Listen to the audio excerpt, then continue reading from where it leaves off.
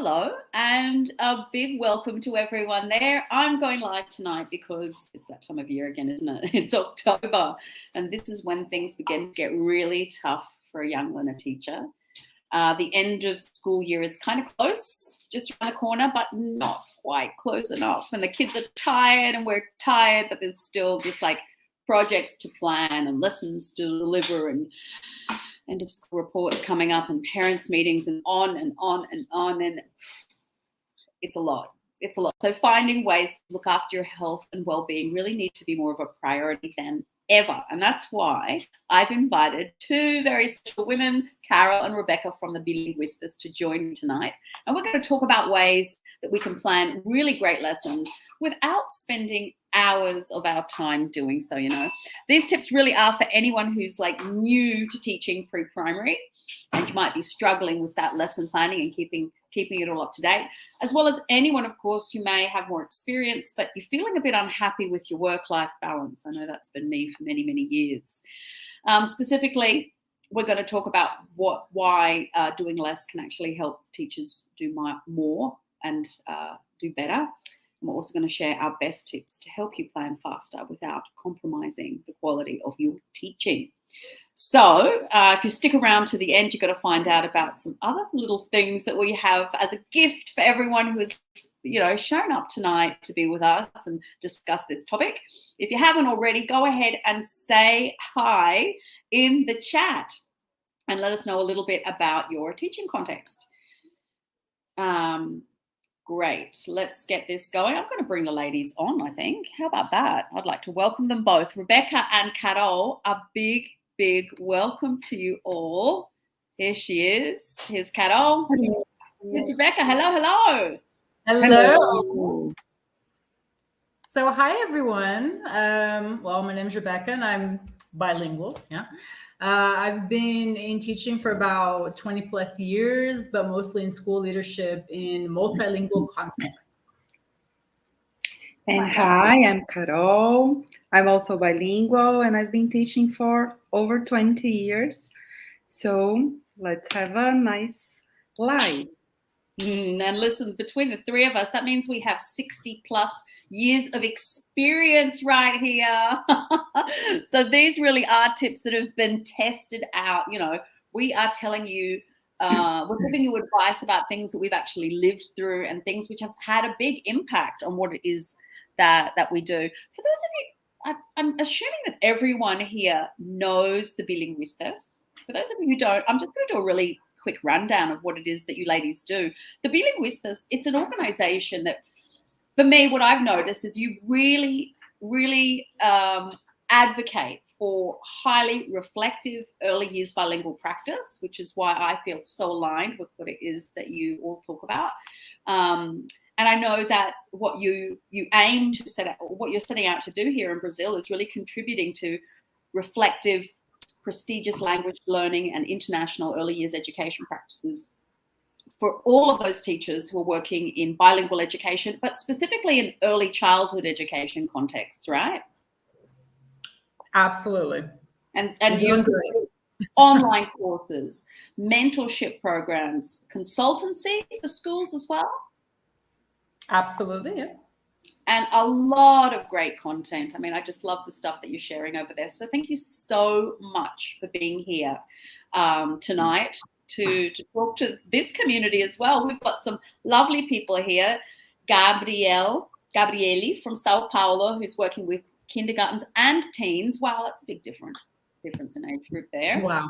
Yeah. And that's a bilingual program. If you haven't already, go ahead and let us know a little bit about your teaching context. Viviani's here again. She's a regular in our lives. A big hi to you. Hi, Lucas. Hi, Fernanda. Hi to Lillian. This is what we'll be doing, folks, throughout the live. We're going to be pulling your comments and questions up on the screen to share with everyone. So please go ahead and feel free to participate through the chat box all throughout the live. But let's jump in right now, yeah? All right, sounds good. Well, Claire, thanks so much. Thanks, everyone. I'm glad you guys are here tonight. Thanks for having us here, Claire. And this is a subject that is very dear to our hearts, also because we're moms, we have limited time at home and we know how that feels.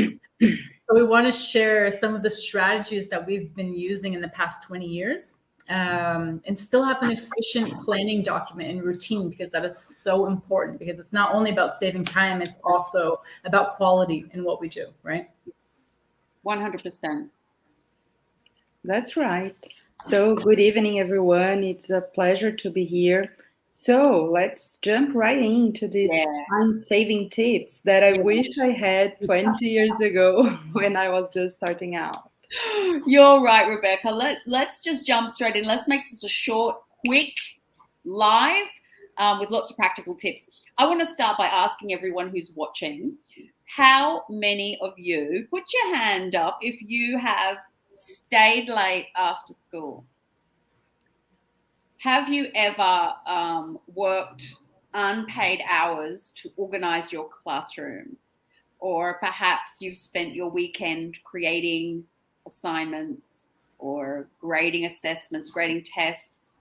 Or here's another one that I've spent years doing, hours, probably years if you add up all of the extra hours, preparing materials for the Young Learner classroom. On your holiday, how many of you continue to work?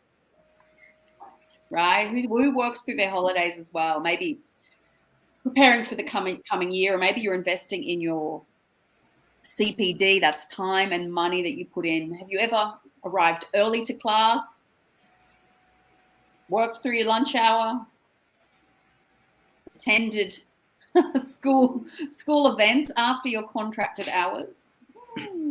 Listen, your answers are slowly starting to come in. Yes, but these are really almost rhetorical questions, because sadly teachers are known for being underpaid and overworked. And the thing is, most of us have become so used to it that we see this as being normal. And that's when we start to lose our work-life balance.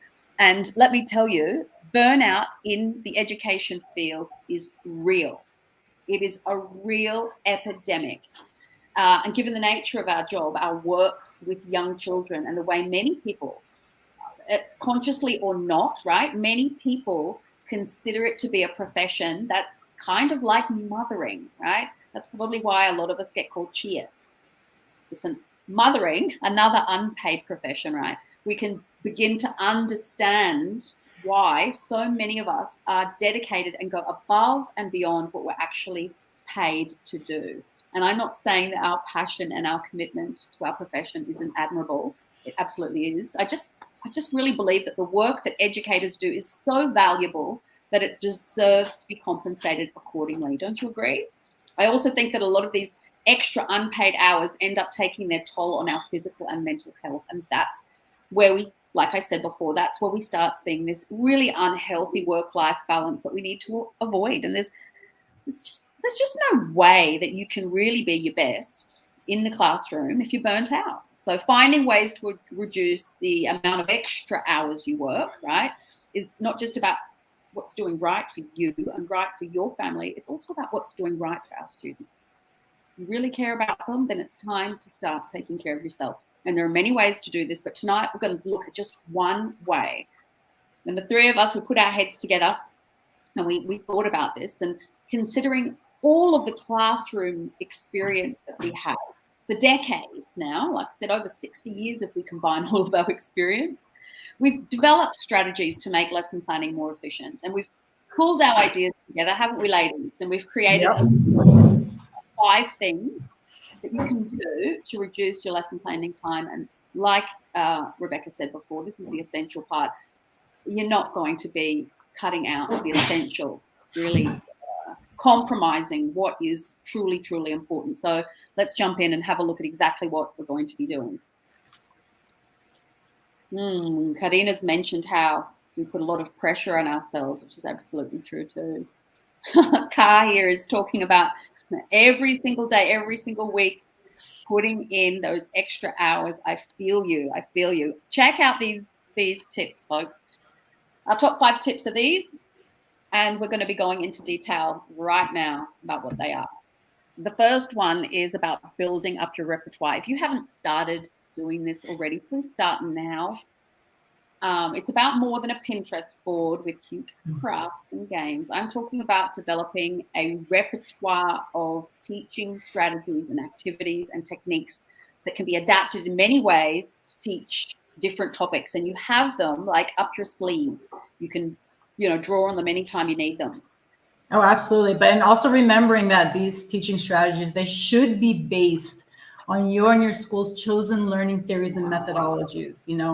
Choosing a strategy is a reflective practice, and creating criteria for that choice is a necessary, absolutely necessary step in the creation of a cohesive repertoire.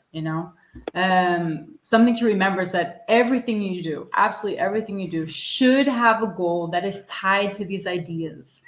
Not everything that works should be implemented.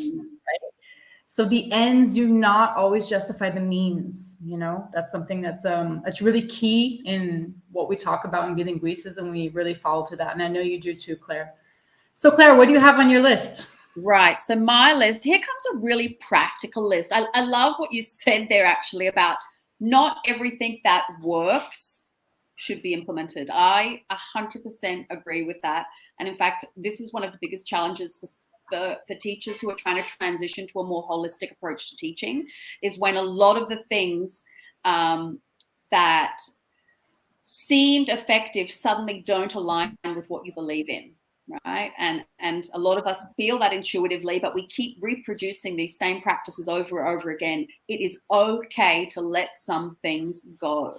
But here comes my practical list of things that you can absolutely start building a repertoire of. And the first one I've got here is classroom language. And what I mean by this is I know, and I use very consistently, specific classroom language. Like, there are many ways to ask children or to give instructions to children. If you build up a repertoire of classroom language that you just have memorized, right, and that you use all the time, it's going to make your routines that much easier, and your planning that much easier too, because you don't have to script anything. You don't have to think twice about it. So things like, I always say, and I'd love to hear Carol and Rebecca what you say, but I always say, come and sit down on the floor. That's how I get people on the floor. But maybe someone says something else. What do you say, Carol, when you want to move children to sit down on the floor? Come to the floor. Sit with me, sit next to me. With me. Yeah, these are all completely perfect classroom instructions, right? Yeah, possibilities. Rebecca, do you say something different? Usually I'll have a song, to draw their attention to what I'm asking them to do. Some type of chant, that usually helps. Whatever it is you decide to do, be consistent with your classroom language. That is the first part, or the first tip I have for you building up your repertoire. Warmers. If you have particular warmers that you just know off by heart and you can teach the kids, when it's a rainy day and you notice that they're full of energy, you don't have to freak out. You can just throw a warmer in there. It's really, really useful. Having warmers, I think, is really important, as well as songs and chants for attention getters and transitions. Absolutely essential to build up your repertoire of songs for different themes. Having a repertoire of games to use for introducing and practicing language is also very, very important. And of course, settlers and stirrers, these kinds of almost like brain breaks that you have at the tip of your fingers. If you're sitting down to plan a lesson, you have that bank to draw on, So I think that's the first really important tip for saving you time. And you can get new ideas from anywhere, really. But here are, again, a couple of practical ideas of where you can get ideas. Workshops and webinars, lives like tonight, that share practical ideas for the classroom. The Bilinguistas have lots of practical courses as well that I've seen. Another great place to get ideas. You've got YouTube channels, you've got websites. I love the British Council. I love One Stop English for this. Observing other teachers is a fantastic way to incorporate new ideas into your repertoire. My songs and videos chant series. If you want the essential, like you can go above and beyond this, but if you want a basic repertoire of songs and chants, I've got a video series that you can buy. when you try something new, like a new strategy, a new teaching technique, reflect on your lesson plans and think about which strategies are consistently effective and decide if they're worth adding to your regular repertoire. And yes, of course, Pinterest too has lots of ideas. Don't forget Pinterest. Yes, that's it. Great list. Here comes number 2, no more over planning. Yeah, Claire. So many times we spend hours coming up with new ideas and complex activities that we have to build from scratch, or the preparation time takes more time than the actual activity. Yeah. Especially when we are talking about very young children. We spend hours cutting, gluing, and then in 2 minutes it's done. It's so sad. I think what we need to consider is that repetition is not only needed for language development, but it's also developmentally appropriate. So instead of creating elaborate new ideas every day, every week, we can be challenged to repeat the activities that we've created. So the same goes for books, for instance. We can read the same book many times. We can work with the same book in different ways, so for different purposes. And it allows the necessary repetition that children need at a young age. You know, sometimes an activity that was a success just needs a tweak to be a little bit more challenging for you. So you can reuse the same idea, or maybe bringing it back smaller group, or doing it in a different place. Just a little bit tweaking will help you. So children also enjoy practicing what they have learned. Not only they enjoy it, but it is necessary for them to build a certain skill that they are working on. And so Yeah, and also, sorry, Rebecca, if anyone needed permission to repeat activities, this is your permission to do it. I think what you said, Carol, was absolutely 100% spot on. And too often we think we need to reinvent the wheel every single lesson, and it's just not true. Yeah, and on the contrary, I mean, you have also activities that you would consider that didn't work, but there are many reasons for an activity to be perceived as not working, you know, and most times it's not necessarily about the activity.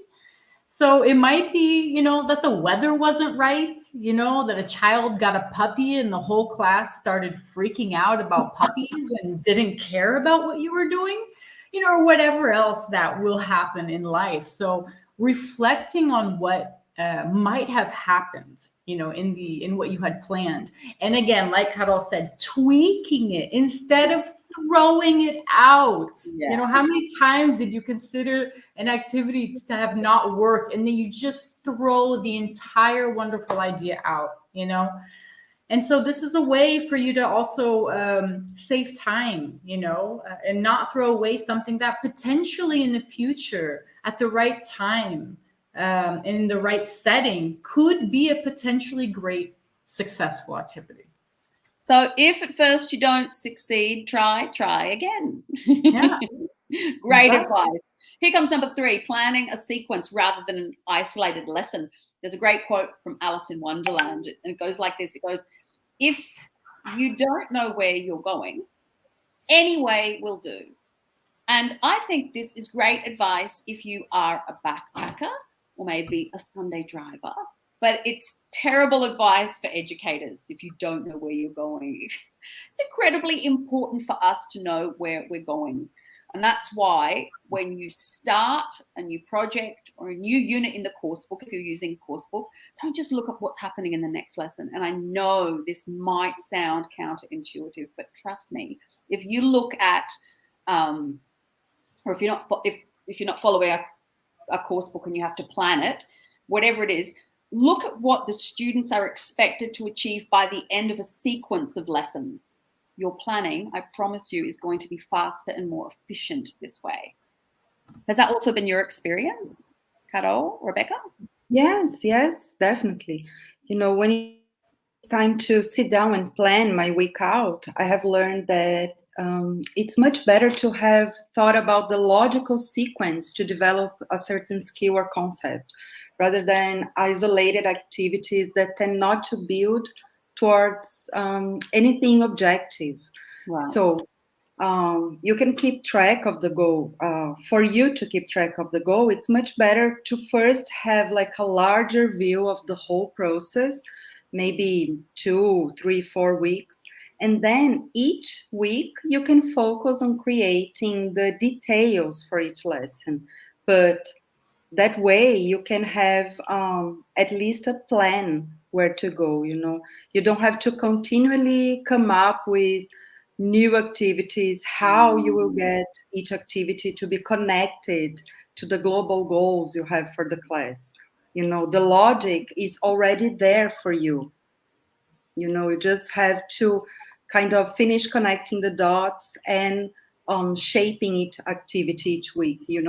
And this will also make sure that you create interdisciplinary lessons, kind of having an overview from a bird's eye view, Right. So you can plan a sequence of activities. And for that, I think tip number 4 is a great tip, which is taking notes. For those of you who teach lots of lessons and have many groups during the week, this tip is going to transform the way you plan, I promise. I noticed that by taking notes during my lesson, I was able to dramatically reduce the amount of time and energy I spend planning. It's so true. All of you are watching, I want you to be honest now. How often do you sit down on your planning day and end up wasting precious time? Just they're like going, oh, what did I do in the last lesson? Trying to recall what happened and what you sort of said to yourself, I need to make sure I do this. And you've forgotten. Or you take a long time to remember. If taking notes during your lesson, I can already hear some people there sort of saying, oh, but I could never stop to take notes. If it sounds impossible, it really isn't. You just have to set yourself up with a pen and a notebook and an extra column in your lesson plan, perhaps, depending on how you do this. But just get into the WhatsApp group. Yeah, you can have a WhatsApp group with yourself. A WhatsApp group with yourself and type the notes in there. Yeah, that's how we do. That's one of the ideas that we offer in our course, because this is a major component of of what needs to happen, really, because we have a million things happening as pre-primary teachers, right, in the classroom. I mean, for you to get distracted because of some tiny thing or some big thing, it's immediate, right? And so for you to lose precious reflections that you have during the class time, that's why we want everyone to start writing things down. So this is how we do it. So at the end of the day, or if possible, at the end of the activity that you just did, to write down a few ideas of how the same activity could be extended for another day or even the following day. So those precious little thoughts that occur during the process of you doing the activity, they're food for reflection on how to continue that exact same activity. Like we said before, this whole thing of repeating the activity. So how you're going to get these ideas and these thoughts at that moment, on that day. You'll probably lose them the next day. So it's that tiny habit, that Post-it, that notebook, that WhatsApp group that will really encourage you and help you and give you the hook that your memory needs to continue on in this planning session. So if you have a notepad ready and can identify strategic moments in your lesson when you're going to be able to write in your short notes, leave the notebook around the classroom, wherever, leave it in a pocket. You really have to find what works for you, but taking notes is the key. Yeah, and it is developmentally appropriate practice in the pre-primary classroom to be always observing and taking notes on what your students are doing, don't you think? Absolutely. Obviously, we're not talking about being in the middle of a circle time. We know it's tricky with kids. You're not going to be in the middle of a circle time and you notice something, you think, hold on, kids. I just need to take down a few notes here. That's not what we mean. But you, like you just said, Rebecca, you find in your lesson plan, okay, when is going to be a strategic moment to do this? Like they're working in groups and you're monitoring and you're observing. You're there with a notepad. They're tidying up the classroom. Let me write this down before I forget. They're working independently on an activity or whatever. You're there with your notepad. Just make this a habit. Make this a habit. And that brings us to tip number 5. I love this one. This one was new for me. In a sense, I have always loved routines and rituals for my journaling, and I have never thought of using this for my lesson plan. And I'm so glad you shared this idea with me. And let me just let you know, I haven't told you this yet, ladies, but since I've been trying to do this with my weekly lesson plan, it's made a real difference. Oh, that's great. Yeah, I'm so happy to hear this, routines and rituals. They don't really help you with the planning, but they help you to plan, the act of planning. So setting up a routine to plan. Just like our learners, if we have a routine for ourselves, we are much more efficient. We can focus on what matters. So when you start your ritual, you have to know, okay, now it's planning time. So you help it to focus on. Yeah, absolutely. I mean, and you can do this by planning in the same place and time each week, or if you're a daily planner each day. You can create a ritual for you to start doing, like grabbing your special markers or making your afternoon tea. And also, it's a process of self-discovery. If you haven't started doing this yet, you really need to know yourself and know what helps you to focus. So a few questions you could ask yourself is, do you work better and plan better around people, like with work colleagues, or by yourself? I'm a person that I need to plan by myself unless it has to do with other people. And then I'm like, okay, I need everyone on board now. And so we need to plan together. Like with music or without music, some people, it really helps. Oh, see, I'm a with music, and it has to be like a really certain type of music. But again, creating a specific Spotify playlist, for these moments, that really can help, especially if you start that while you're making your tea. You know what I mean? You combine these rituals. Wow. And the music will start getting you into the planning zone. Excellent. Love it. Like a brain mood. It really does, or like what type of lighting is more productive for you, like if you have really bright lights, to me, that's not conducive at all. I need like a little lamp, with a certain wattage. So, but again, this came with a lot of time and a lot of experience and really understanding how I reacted to these different external stimuli, right? I hope everyone who's watching is thinking about their own answers to this. Yeah, I really hope so. Another one is, should you have your phone with you? It depends how addicted to your phone you are, and what you're going to do with it. Or if you have the choice, and it's not everyone that has the choice, is it more helpful for you to plan on paper, or is it more helpful for you to plan digitally? That's something that, again, not always up to you, but if it is, that's also a very big distinction of what helps you plan. And also, what day of the week and what time of day are you most productive? I know there's these online tests so that you can kind of see when you're most productive, and then you can try to gear your planning session to these times. And that has been really helpful for me, I know, for a very long time. But there's a lot of getting to know yourself that needs to be done, for you to get the most out of your own time.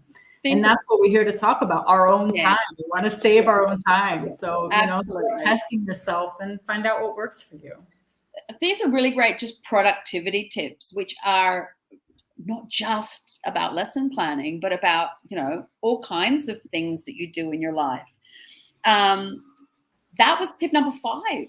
And that's, if I had to pick a favorite one, I think because this 5 is new for me, this was my favorite. Everyone watching, which was your favorite tip of these 5? Let's just review them. Creating routines and rituals. I want you to commit to trying one of these this week. Taking notes in your classes. Planning in a sequence of lessons rather than isolated lessons. Stopping that over planning that you've been doing and repeating activities, or building up a repertoire.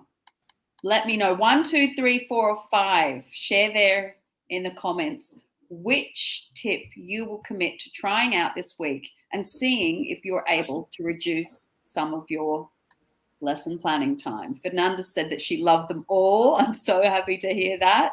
Oh, repeating and recreating activities. Gabriele, give that a go. Tell us how much time it ends up saving you there. It kind of brings us to the end of this live. It was short and sweet as promised.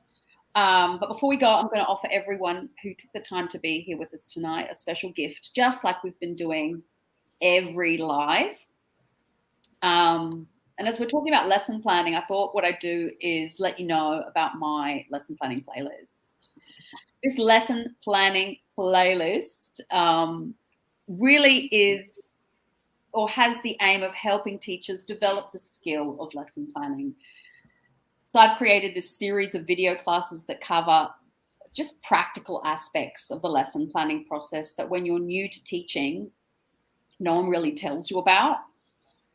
In this playlist, you're going to get 6 video classes with me. I've pre-recorded these classes so you can watch them anytime, anywhere. You can re-watch them as many times as you need. And they're highly practical lessons that cover so many different topics, from my lesson planning framework to how to define meaningful learning outcomes to creating a lesson routine. There's brain breaks, attention getters. There's just so much stuff there. There's references and further reading on each topic and support materials for you to download. And it comes with this bonus webinar on self-care for the young learner teacher. And you're also automatically eligible to join my next live collaborative lesson planning group. So if you're into planning collaboratively and you want to plan with me, get ready. That's coming. And that's going to be a huge discount for anyone who takes this lesson planning playlist. And I mean, normally it's 127 reais, but I'm just going to share a link with you tonight. You can see it there in that QR code, and it's written down there. Use the code LIVE95 and you can just get it for 98 reais. I mean, and paying in installments, that works out at being something around 3 payments of 32 reais or something like that.